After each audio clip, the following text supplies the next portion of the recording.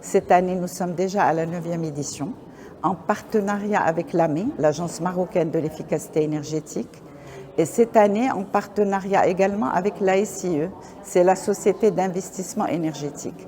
Nous avons le plaisir d'organiser cette 9e édition en présence de grands patrons, des sociétés cotées, des sociétés non cotées, des organismes publics, organismes privés. La thématique est intéressante, il s'agit de la construction durable.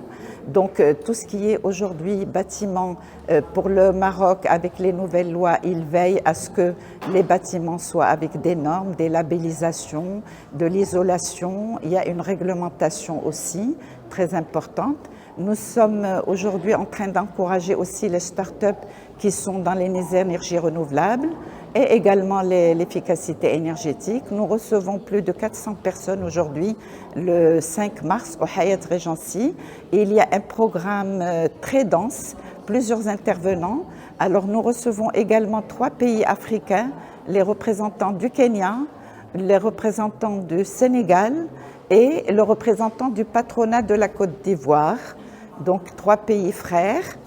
Nous avons également des experts nationaux et internationaux qui vont traiter de la construction durable, qui vont traiter également de la certification, de la normalisation. Donc cette 9e édition concerne l'aménagement et la construction durable et l'importance de l'efficacité énergétique dans ce domaine en perpétuel développement.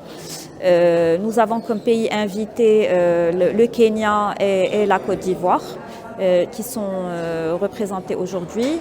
Nous recevons plusieurs intervenants également de l'écosystème de la construction et de l'efficacité énergétique en général. Donc on a des intervenants du secteur public, des intervenants des institutions financières telles que Bank of Africa, AFMA. Nous avons également le soutien de la société d'ingénierie énergétique, la SIE, qui font partie également des partenaires de cet événement, ainsi que Bureau Veritas Solutions.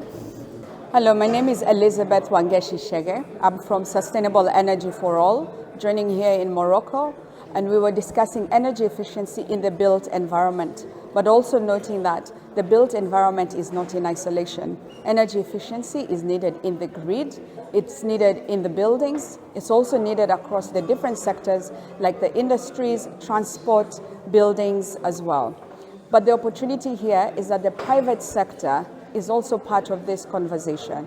We need tripling of investment in energy efficiency for us to meet the doubling energy efficiency rate that was set at COP28. Beyond that, we need to work together, and I have invited people today to the mission efficiency ecosystem where we have a marketplace where people can come together to de-risk and finance projects. Also widening the net on the opportunity for all of us to work together and look at solutions that exist. There's a task force on technologies that can really bring in solutions together. And last but not least is a narrative so that we don't leave anyone behind when we're working through energy efficiency. The people have to be part of this. Thank you. Donc, pour le compte de la CGCI, donc, je participe à ce forum-là qui porte donc sur l'efficacité énergétique dans les bâtiments.